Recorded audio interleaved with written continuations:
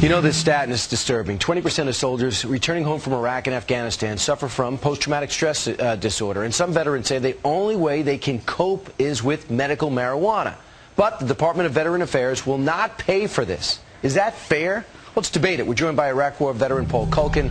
He's the founder of the New Mexico Medical Marijuana and Patients Group and a user of medical marijuana. It's helped him. And Dr. Andrea Barthwell is the founder and CEO of EM Global, a healthcare and drug policy consulting firm.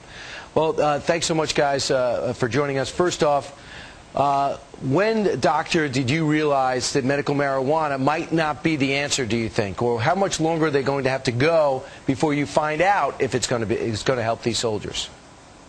I don't think we're going to find that out, actually. I'm really sorry that Paul is experiencing the syndrome that he is.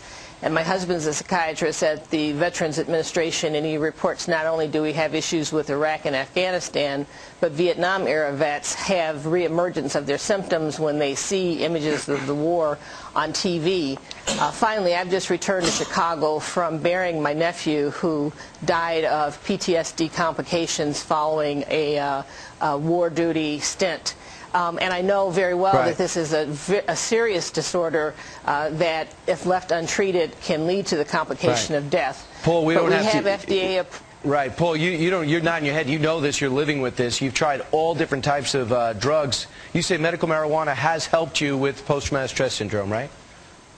Oh, Brian, absolutely. I mean, I've run the gamut of all the different medications at the VA, and basically I was at my limit. I was at the limit with my wife and my daughter, and my family was falling apart. And basically, it took my daughter looking at me and saying, "Dad, I don't want you to be grumpy anymore," and that basically did it. And I turned to medical cannabis, and basically, it's helped us ever since. I mean, my family life's improved. My relationship with my wife has improved.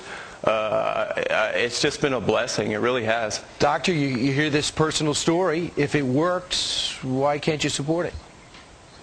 We need to uphold the standard of medical care, and we need our veterans and our Pentagon to make sure that people in duty and people who have served us get the best that medical care can offer.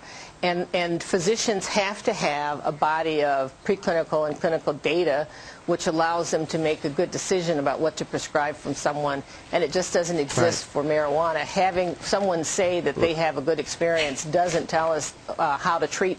And if we were treating other conditions in a veterans population with untested substances, there'd be a huge But here's an outcry. example, right, Dr. Barthwell, but Paul's an example of it worked, right, Paul? Well, absolutely. It's a personal example, but we also have to say, Dr. Barthwell, we need to allow research to happen with medical marijuana or medical cannabis. The data's not there because the data actually is there. I mean, University of California has recently released data that says that medical marijuana actually does work. So the problem is that medical cannabis has been Schedule I, so the DEA hasn't allowed anyone to actually go through and study medical cannabis. So it's really hard to put the data there. I can't give the data if they don't allow us to study it. So. Doctor? It's actually not true. There have been lots of studies that have been done on the product. But the problem with medical marijuana is that there is not a standardized product to study.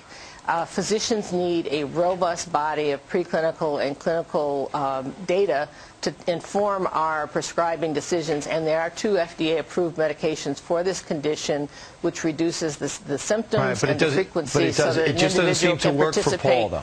I mean, whatever the study is, this works for Paul. Don't you think he should be allowed to use it? Absolutely. We expect the Veterans Administration to support a standard of care that this just does not meet, and saying that it works for me doesn't tell us how many people it doesn't work for, and it doesn't tell us how many people it harms. Right. The safety Dr. Barthwell, unfortunately, is not there. we'll have to leave it there. Paul, thanks for telling your story. Thanks for your service. I appreciate it. Thank you very much. And hope you are able to continue to iron out